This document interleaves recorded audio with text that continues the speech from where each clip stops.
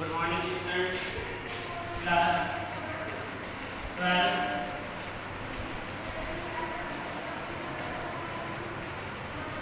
बच्चों, जैसा कि आप पढ़ रहे थे जीवन की, यानी कि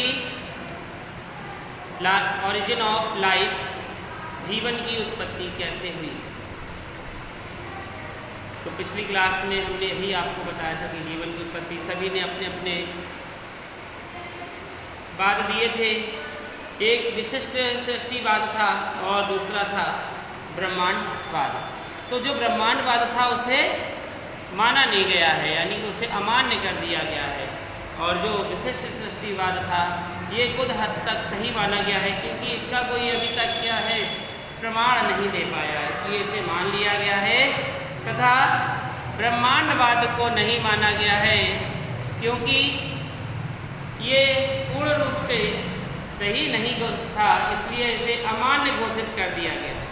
तो ये दो हमने आपको कल पिछली क्लास में बताए थे, और आज उसी के आगे अगला है इसका, जिसका नाम है प्रलयवाद या आकस्मिक अकार्बनिक उत्पत्तिवाद। प्रलयवाद हेडिंग डालेंगे प्रलयवाद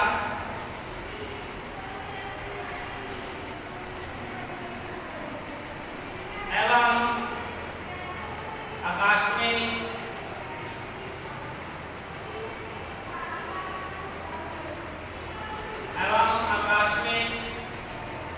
अकार्बनिक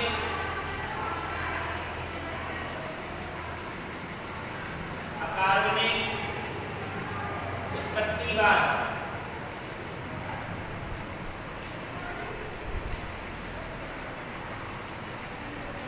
प्रलयवाद एवं आकस्मिक अकार्बनिक उत्पत्तिवाद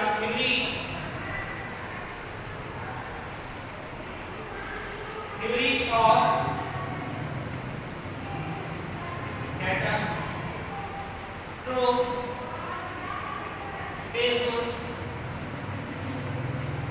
and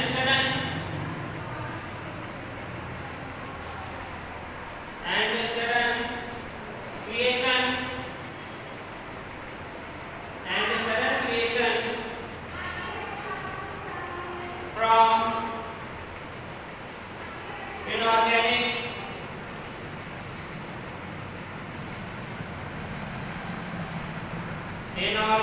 material।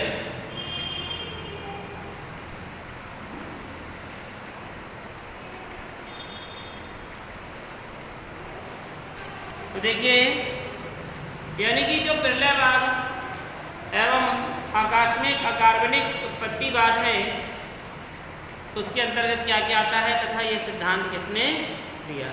तो लिखेंगे, इस सिद्धांत के प्रमुख प्रतिपादक, इस सिद्धांत के प्रमुख प्रतिपादक प्रसिद्ध वैज्ञानिक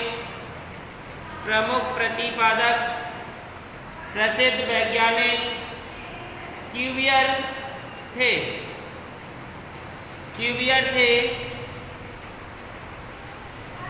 पृथ्वी पर समय समय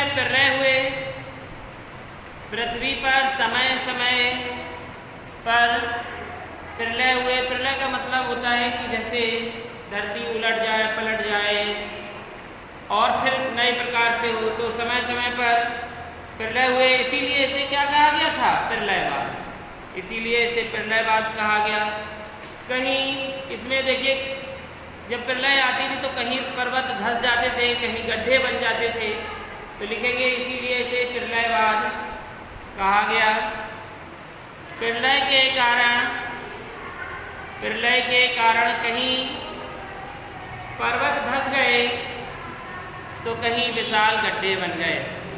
प्रलय के कारण कहीं पर्वत धंस गए तो कहीं विशाल गड्ढे बन गए, और उसमें उपस्थित जीव भी नष्ट हो गए,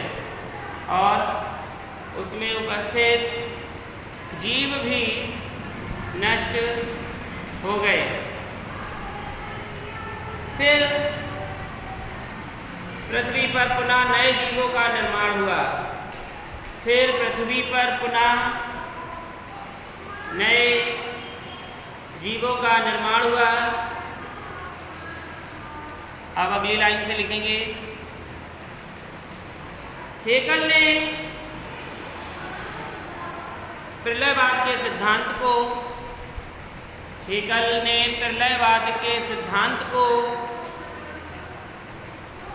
यंत्रवाद के नाम से प्रतिपादित किया। हेकल ने प्रलयवाद के सिद्धांत को यंत्रवाद के नाम से प्रतिपादित किया। इनके अनुसार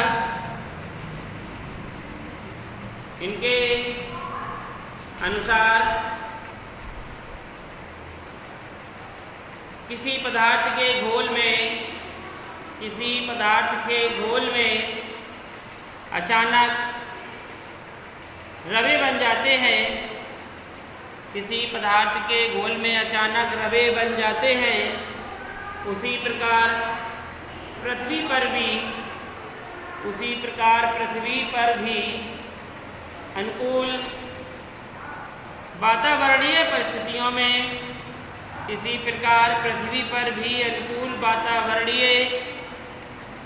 परिस्थितियों में निर्जीव पदार्थों से अचानक नए जीवों की उत्पत्ति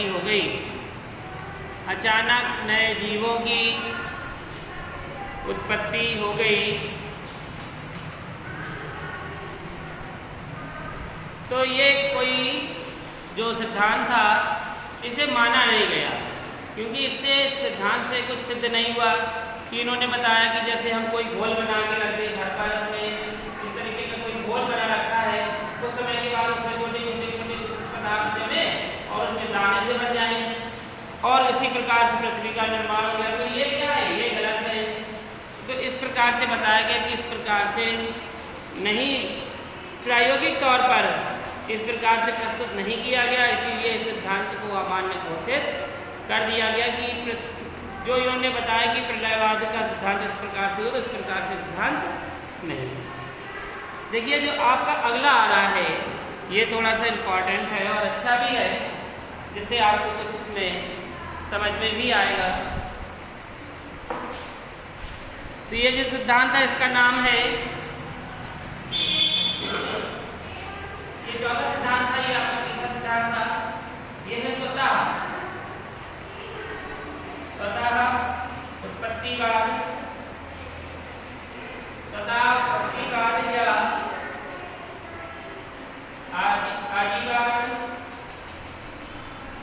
या आजीवाद, जीवोत्पत्तिवाद।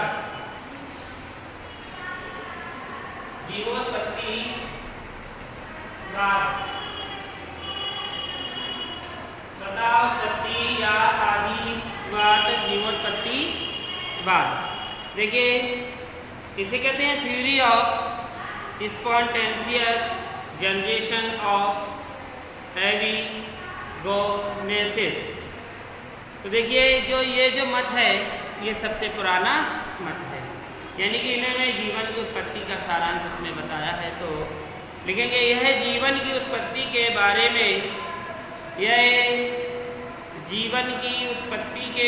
में सबसे पुराना मत है।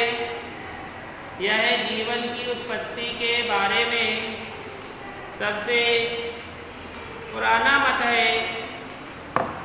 इस मत के अनुसार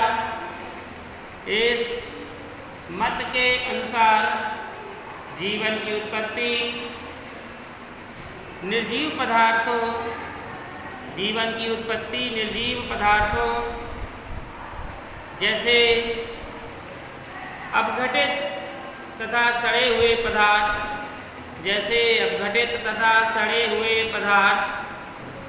कीचड़ आदि से स्वयं व अचानक हो जाती है। इस सिद्धांत के प्रतिपादक इस सिद्धांत के प्रतिपादक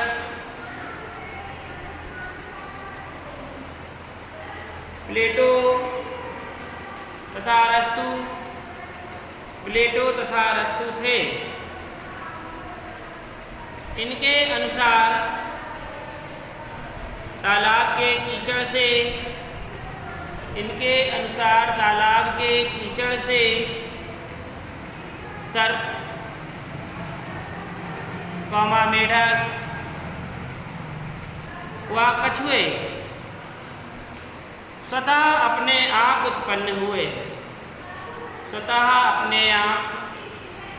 उत्पन्न हो जाते हैं। इन्होंने बताया कि जब कीचड़ होता है तालाब में से सर्प, मेढक अपने आप स्वतः ही उत्पन्न हो जाते हैं। तो अगली लाइन से लिखेंगे, मिस्रवासियों का मानना था कि जब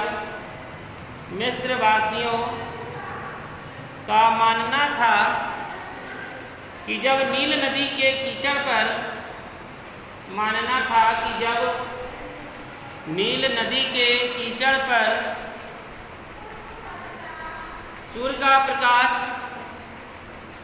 सूर्य का प्रकाश लंबे समय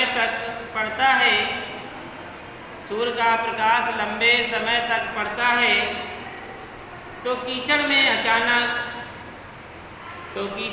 अचानक मेढक, सर्प, मगर आदि उत्पन्न हो जाते हैं।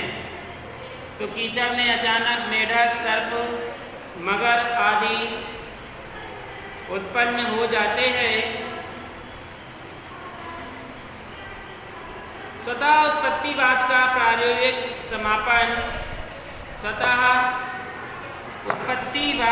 प्रायोगिक सत्यापन वॉन हेलमोंट ने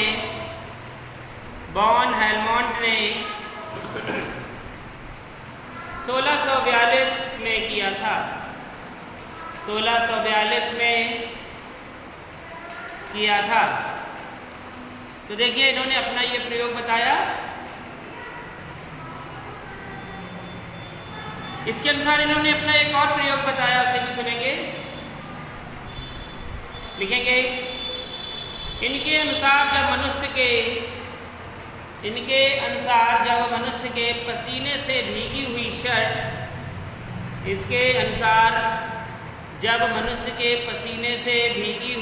शर्ट तथा गेहूं के चोकर को बांधकर एक साथ रखा जाता है, तो 21वें दिन अचानक इसमें चूहे उत्पन्न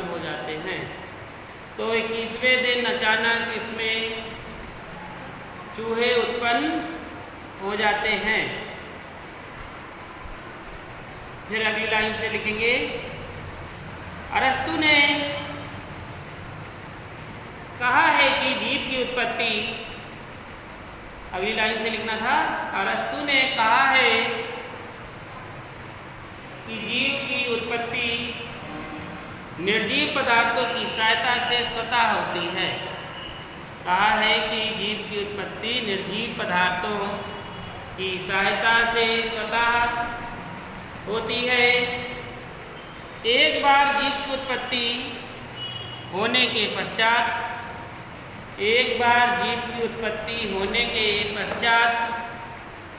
जीव जनन क्रिया द्वारा अपने जैसे अनेक जीवों को उत्पन्न कर लेता है। अनेकों जीवों को उत्पन्न कर लेता है। इसे स्वतः उत्पन्न क्रिया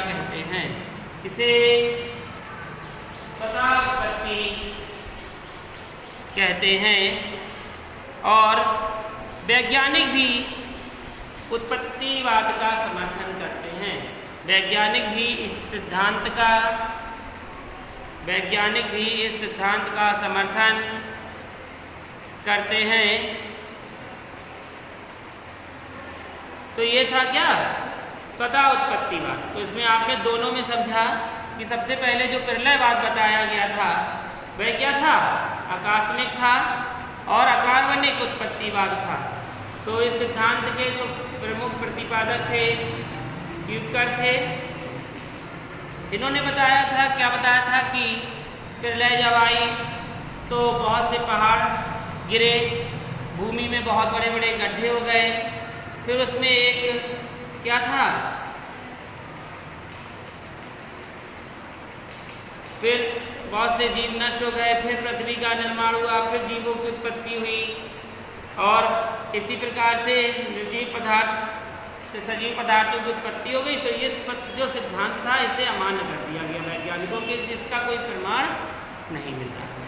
जो स्वतः उत्पत्तिवाद था इसका प्रमाण मिले तथा वैज्ञानिकों ने इसका समर्थन भी किया। तो इसमें इन्होंने ये बताया था, प्लेटो ने, अरस्तु ने, कि तालाब के कीचड़ से सर्प, मेढक व कछुए अपने आप स्वतः उत्पन्न हो जाते हैं। और इन्होंने क्या बताया था मिस्रवासियों ने, कि नील नदी के कीचड़ पर जब सूर्य का प्रकाश बहुत देर तक पड़ता है तो मेढक, सर्प, मगर आदि उत्पन्न हो गए। तो जिसका प्रतिपादन किसने किया था, हेलमोंट ने किया था। इसी प्रकार से एक प्रयोग किया गया था इनके अनुसार कि मनुष्य की पसीने से भीगी हुई शर्ट तथा गेहूं के चोकर को एक साथ लपेट के एक बॉक्स में बंद करके रख दिया जाए, यानी कि ताला लगा के रख दिया जाए, तो 21 दिन के बाद उसमें चूहे उत्पन्न हो जाते हैं। तो इन्होंने इसी से स्वतः उत्पत्तिवाद का नियम निकला। तो ये था आपका स्वतः उत्पत्तिवाद का नियम। इसके बाद कल हम आपको जीवोत्पत्ति के बाद का सिद्धांत समझाएंगे।